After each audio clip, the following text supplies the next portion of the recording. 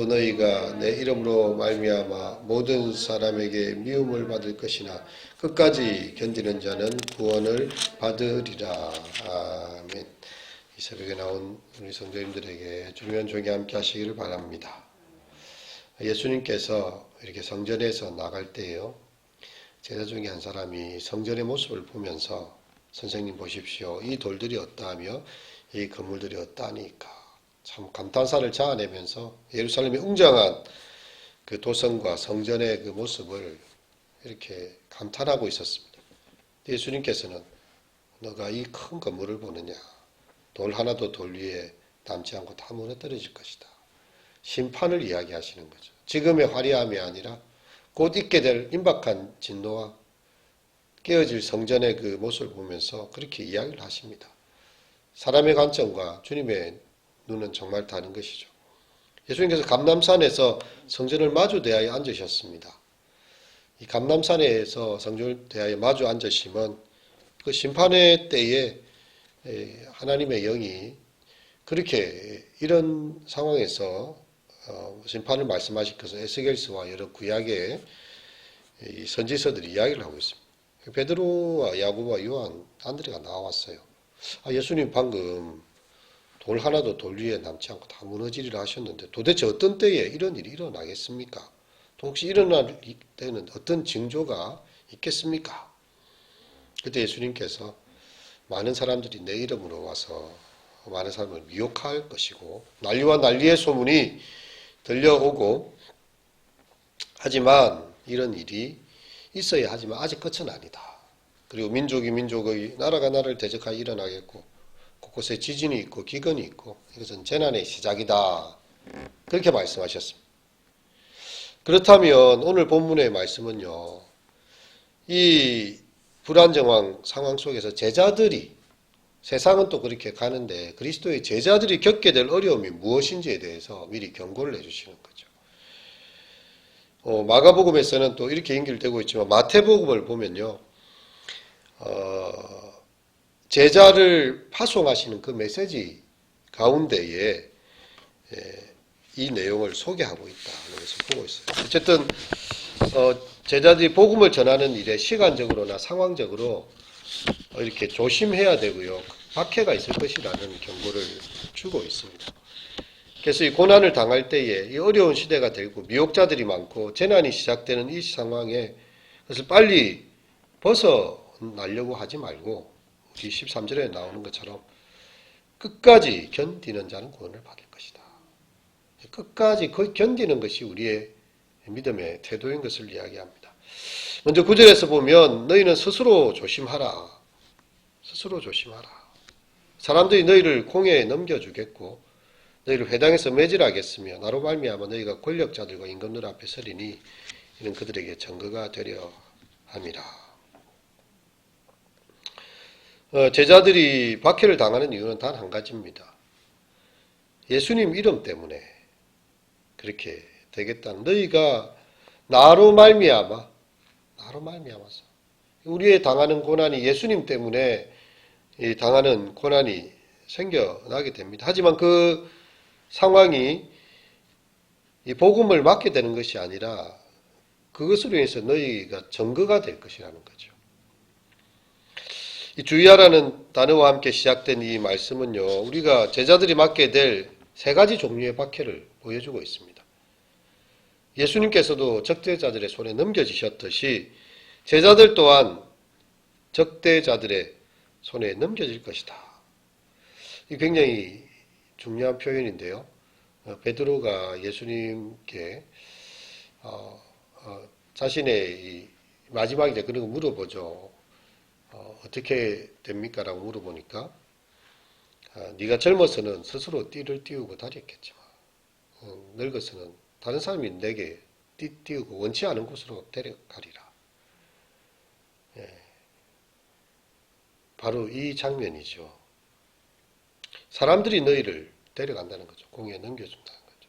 예수님의 삶이 그러하였고요, 베드로의 삶도 그러했습니다. 사람들이 그를 띠띄워서 원치 않은 곳으로 데려갔던 거죠. 그렇게 해서 이렇게 공회에서 신문을 받게 된다. 실제로 베드로가 예수님 복음 전하다가요, 대제사장 안나스, 가야바, 또 이런 사람들이 다 이렇게 예루살렘에서 서기관들과 장로들 다 관리들 모여가지고 사도들을 가운데 잡아와서 세웁니다. 핍박을 하는 그 상황이 된 거죠. 너희가 무슨 권세와 누구의 이름으로 이 일을 하느냐. 우리가 살아가는 삶의 많은 것들은 우리가 스스로 띠를 띠고 자유롭게 행할 때에 일어나는 일이 아니라요. 다른 사람이 우리에게 띠띠우는 일을 통해서 우리의 삶에 가장 중요한 일들이 일어나는 것을 보게 됩니다. 박해는 당하게 되는 거죠. 내가 원해서 박해의 자리에 가는 게 아니라 신앙생활 잘 하다 보면 고난은 닥쳐옵니다. 근데 닥쳐오는 그 고난이 우리의 삶에 있어서 그 고난의 때를 어떻게 이겨내는가가 우리의 신앙의 진가를 보여주는 그런 게 됩니다. 이렇게 녹차가 있다고 합시다.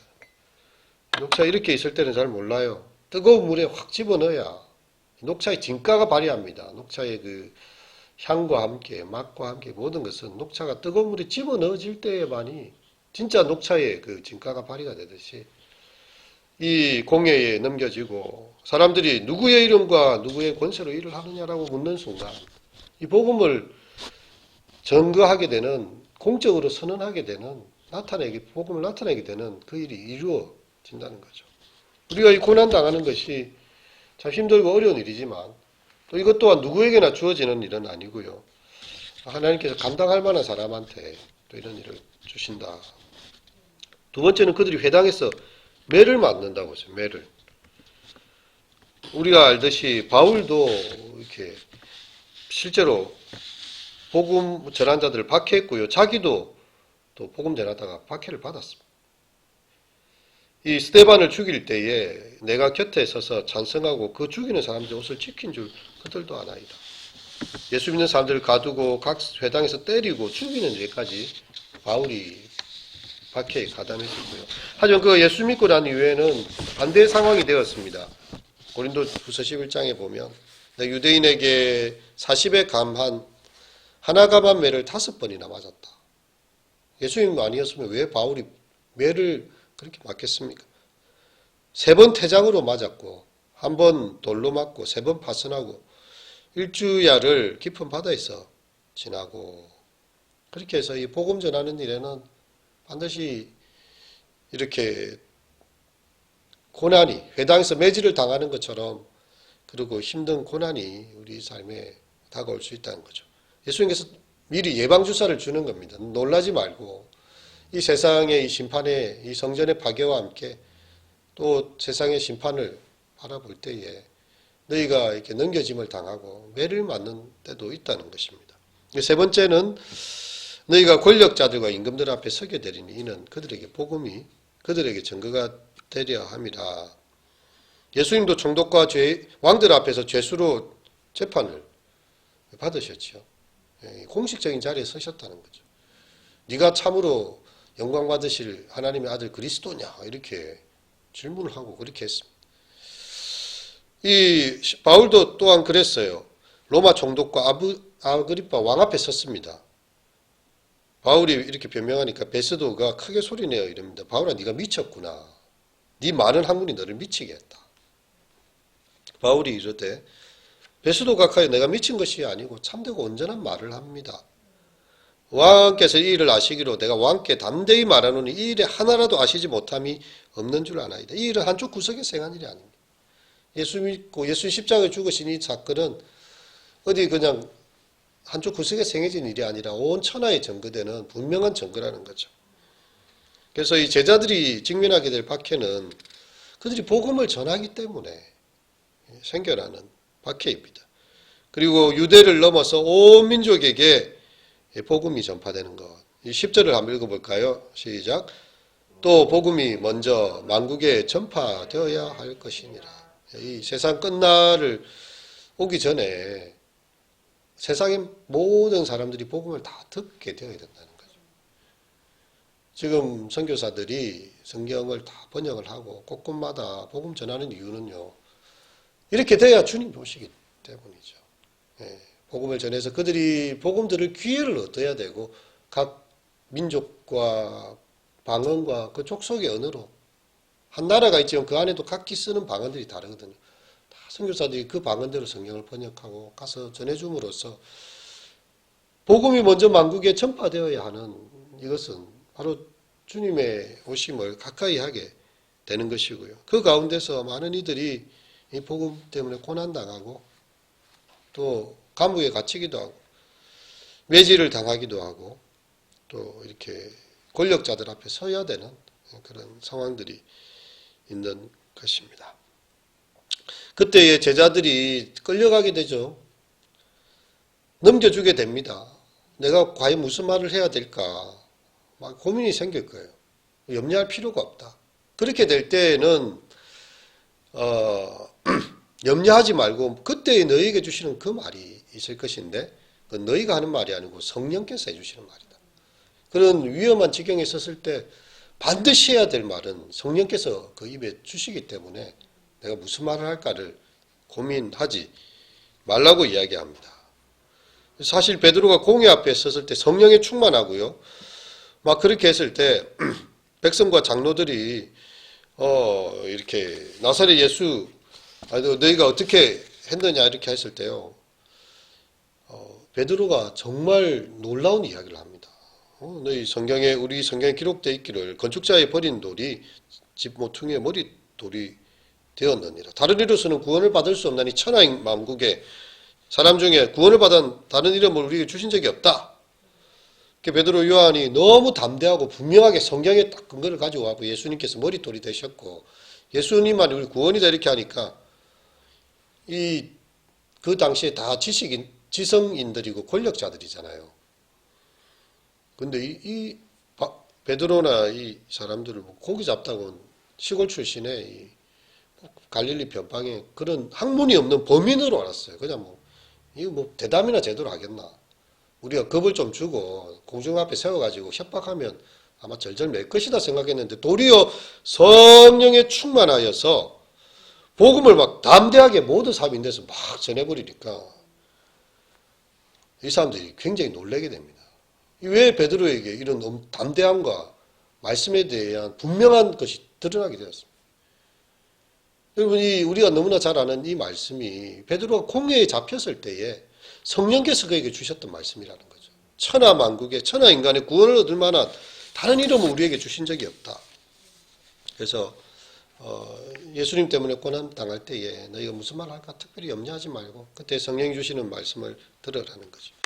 이 박해가 굉장히 심각하게 들어옵니다. 형제가 형제를 아비가 자식을 죽는 데에 내주고 자식들이 부모를 대적하여 죽게 하리라. 이것은 정말 가족들 사이에 저 사람이 예수를 믿으니까 그냥 안 되겠다 이 정도가 아니고요. 죽음에 넘겨주는 상황까지도 너희가 보게 될 것이라. 실제로 네로 왕제가 박해하던 AD 64년에요. 많은 그리스도인들이 죽임을 당했던 이유는요. 가족들의 밀고 때문입니다. 어떻게 알겠어요 그 상황을. 그 다 카타콤에 숨어 있고 조심스럽게 예수 믿고 있는데 자기 가족이 가족을 넘겨줍니다. 부모가 우리 자녀가 예수를 믿는다. 자녀가 부모를 향해서 우리 부모가 예수를 믿는다. 형제가 형제를 향해서 이렇게 해서 죽임을 당한 일이 실제로 있었습니다. 하지만 제자들은 이런 급박한 상황 속에서도 마지막까지 해야 될 일 13절 다 함께 읽겠습니다. 너희가 내 이름으로 말미암아 모든 사람에게 미움을 받을 것이나 끝까지 견디는 자는 구원을 받으리라. 아멘. 여러분, 끝까지 견디는 사람, 마지막 죽음까지도 감수함으로써 끝까지 견디는 사람은 마침내 영원한 생명을 얻게 될 것이다. 우리 주님께서 감당할 우리에게 고난만큼을 주시지요. 만일 하나님께서 이렇게 그냥 그 악이 행하는 대로 가만 내버려 두신다면 정말 신앙을 끝까지 지켜낼 사람은 몇 명 되지 않을 것입니다. 여러분 욥 같은 고난도 보면 욥한테 욥이 그 정도로 하나님께 인정받는 사람이기 때문에 가능했지. 보통 사람들 같으면요 재산만 날아가도 하나님에 대해서 삐딱해질 것입니다. 자녀 10명 중에 1명만 다치거나 죽었다 할지라도요. 내가 하나님 그렇게 잘 섬기는데 하나님 왜 이렇게 하시나. 자기 몸에 병만 나도 그냥 뭐 신앙생활이 다 무너져 내릴 거예요. 근데 욥은 좀 특별한 사람이긴 하였습니다. 우리의 고난의 대표로서 나타나고 있지만 그래도 끝까지 하나님을 섬기고 그의 신앙을 고백하였던 거죠. 각 사람이 처한 상황마다 믿음의 분량마다 다 모든 게 다 달라요. 하지만 주님께서 우리가 감당할 만큼만 우리에게 주실 것이다. 더 이상 주님께서 더 이상 넘어가게 하지 않을 것이다. 바닷가에 파도가 아무리 치고 밀무가 썰물이 왔다 갔다 해도요. 이 바다의 경계를 하나님 정해놓으셨어요. 어디까지만 오고 더 이상 오지 말도록 다 바닷물의 경계도 하나님 다 정해놓으셨다 했습니다. 우리의 삶의 고난의 무게도 마찬가지입니다. 그래서 힘들지만 주님께서 내게 감당할 만큼만 주실 것이다 믿고 우리가 끝까지 견디는 것이죠. 마태복음 10장에도 이야기합니다. 내가 세상에 화평을 주러 온 줄로 생각하지 말라. 화평이 아니오 검을 주러 왔노라. 내가 온 것은 사람이 그 아버지와 딸이 그 어머니와 며느리가 시어머니와 불화하게 하려 합니다. 사람의 원수가 자기 집안 식구니라. 이렇게 이야기했습니다. 우리가 신앙생활을 하는 것은요. 이 신앙 때문에 가족뿐만 아니라 모든 관계가 깨어질 수도 있다는 것을 생각하라는 거죠. 가장 가까운 곳에서 고난이 시작되는 거예요. 어디 멀리 다른 사람이 고난을 주는 게 아니라 가장 가까운 가족들로부터 시작이 됩니다. 하지만 끝까지 그 신앙을 부여잡고 믿음을 견디는 사람은 구원을 받을 것이다. 복음을 위해서 자기를 내어줄 각오를 하지 않는 삶. 그래서 굳이 인내가 필요 없는 삶은요. 자기 십자가를 지고 주님을 따르는 삶이 아니지요. 그냥 불편하지 않을 만큼 교회에 왔다 갔다 하는 사람은 구원에 아주 멀리 있는 사람입니다. 정말 오늘 본문의 말씀을 생각할 때요. 예수님의 이름으로 말미암아 가족들에게 뿐만 아니라 모든 사람에게 미움을 받는 일이 있다 할지라도 끝까지 견디는 자가 구원을 받을 수 있다. 값싼 복음이 횡행하고 그냥 이렇게 세례만 받고 뭐 교회만 겨우 출석하면 다 천국 갈 것처럼 이 복음의 십자가가 빠져버린 채 이 교회들이 그냥 그렇게 값싼 복음으로 전락시키고 있지만요. 성경은 얼마나 우리가 이 복음 하나님 나라에 들어가기까지 끝까지 견뎌야 하고 마지막까지 정말 신앙을 부여잡지 않으면 참 우리가 그 나라에 들어가기 쉽지 않다. 우리의 성령님의 은총을 의지해야 하고요. 정말 그 복음이 만국에 전파되기까지 우리가 어떤 애씀과 수고를 해야 될지 그렇게 말씀해 주고 있습니다. 이 시간 함께 기도하도록 하겠습니다. 너희가 내 이름으로 말미암아 모든 사람에게 미움을 받을 것이나 끝까지 견디는 자는 구원을 받으리라. 주님 정말 돌 위에 돌 하나도 남기지 않고 성전이 무너지는 때 재난과 재난의 소식, 난리와 난리의 소식, 곳곳마다 전쟁과 기근과 주님 이런 소식들 그리고 많은 사람이 자신을 그리스도라 칭하며 미혹하는 때에 그것이 재난의 시작이며 그러한 때에 그리스도의 제자들이 주님 이렇게 박해를 당하고 넘겨지고 또 이렇게 권력자들 앞에 서야 할 그런 순간에도 주님께서 제자들과 함께 하시며 그들에게 할 말씀을 허락하시고 끝까지 견디는 자에게 구원이 있음을 말씀해 주셨습니다. 우리가 사는 세상이 주여 정말 재난의 시작, 이 고난의 때를 보는 것 같습니다. 곳곳마다 난리의 소식들이 들려오고 지진과 주님 재난 기근의 소식들이 들려오고 주여 정말 그리스도인들이 복음을 지켜가고 신앙을 지켜가기가 참으로 힘든 시대가 오고 있습니다. 이러한 때에 끝까지 견디는 자의 믿음을 갖게 하시옵소서. 우리의 믿음이 종교생활로 적당히 타협하고 값싼 복음으로 우리의 삶을 전락시키지 않게 하시고 그리스도의 존귀한 나라에 들어가기까지 정말 그리스도가 자기 고난을 통하여 자기 영광에 들어가신 것처럼 우리의 삶에 주님을 끝까지 따르는 믿음의 삶들을 허락하소서. 예수님 이름으로 기도합니다. 아멘.